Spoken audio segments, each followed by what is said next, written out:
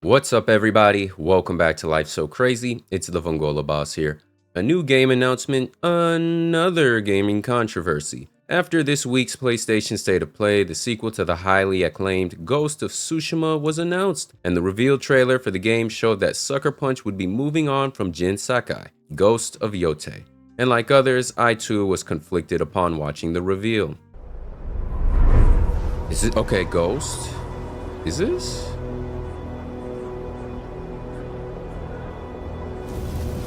Ghost. This is it. This gotta be it. The edge of Japan. Hey, that's Jin. Okay. Bet. People come north to disappear. Ugh. Looking goofy. But you are hunting. Had me in the first half. This has gotta be Ghost. And now, every Ronin here is after you. Oh! It's about damn time. Still think you're the hunter? Sucker Punch, don't disappoint. Oh, yes, sir.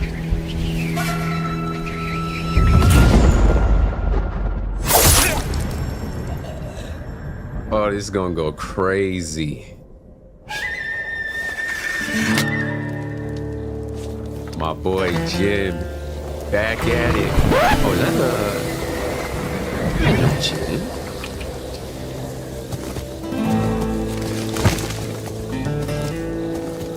Who is you? Now, I personally thought there was more they could have done with Jin. However, the potential of the Ghost franchise becoming an anthology is something I'm cautiously optimistic for. But after the divisive uproar online, the background check on the main protagonist's voice actor, some new developments, and overall reflection of the current state of the industry, I went from giving Ghost of Yōtei the benefit of the doubt to strong skepticism. Most people will agree that Sucker Punch did such a phenomenal job with the first game. Reminder, the Japanese were so impressed with Ghost of Tsushima that they appointed the studio's lead developers as permanent ambassadors of the real island of Tsushima. With such a high bar set, the expectation would be that the sequel would maintain, if not surpass that quality, assuming the same team was involved. Ubisoft, take notes. However, Sony, in my opinion, has had a suspect track record with the sequels of their first-party games this generation, and many gamers have seen this same song and dance before. So the knee-jerk side-eye is not irrational. What is, however, are the arguments claiming any game featuring a female character is woke, like people giving The Legend of Zelda Echoes of Wisdom bad reviews. Please, let's be serious for once, people. And those claiming anyone skeptical of the game has a disdain for playing as women. Pardon me? Are you dumb? What's even goofier is seeing people try and defend themselves against accusations of the latter as if people are engaging this discourse in good faith. It's also tiring because disingenuity is par for the course online, and expecting any different is a fool's errand. Stop me if you've heard this one before. You just don't like playing as strong women in video games? First of all, it's type Bs. Bigot. And two, if the shoe is rejecting poorly written Mary Sue girl bosses, then I will wear that hoe. For what it's worth, my most played games this year are Persona 3 Portable, Stellar Blade, and NBA 2K25. And if E from Stellar Blade doesn't count for some reason, we'll throw in the 200 some hours I have in Horizon Forbidden West. So as a gamer not sipping the Kool-Aid, who is the creator of this video you are currently watching, and clearly does not have an issue playing as women in video games, I will be the arbiter of this goofy conversation. After the reveal of Ghost of Yōtei, the internet did what the internet does and got to investigating the background of the voice actor. And that background check came back crazy. Shorty ain't just drink the Kool-Aid, she drowned in it. Drowned in it! Which really shouldn't be a concern so long as she just does a good job and everyone keeps it pushing. But that's not the case more often than not, as how you do one thing is how you do everything, and the concern of reviews seeping into the game are very valid. For these types, it's not something you just turn off, you're always on go. Talk about privilege. She made it clear that when you're part of the club, you can really go and get your shit off saying just about anything. And then to add fuel to the fire, here comes an ex-PlayStation exec saying the infamous phrase, "Don't like it,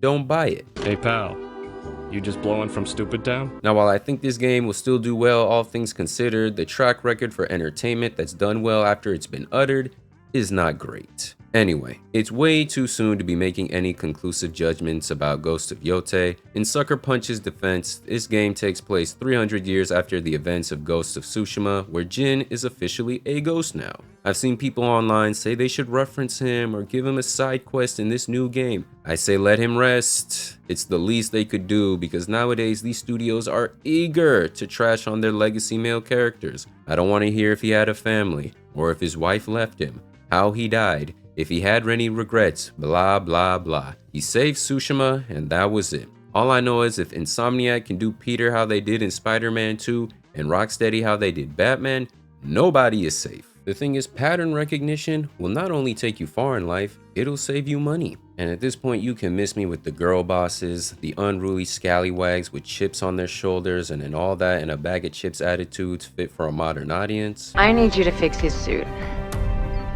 The suit is literal perfection. It will be.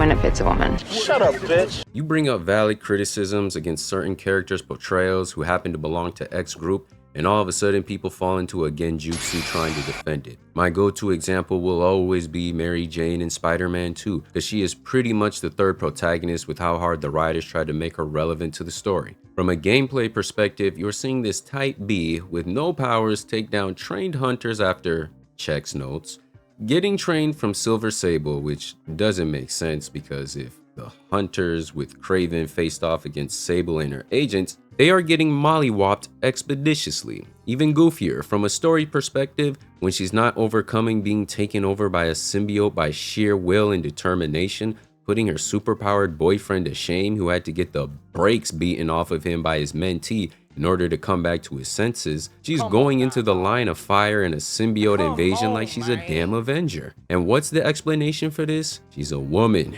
with gadgets and some training. Then you'll have people stuck on stupid running cover 4 for absurd writing. If it doesn't bother you, that's cool. For me, I try to get immersed in these stories. There's a reason why I can believe nerdy Peter Parker in his daytime clothes can beat up a bunch of thugs on the street. It's a shame because if the writing actually accounted for the actual challenges she would have to overcome as a woman without powers, it would be infinitely more engaging.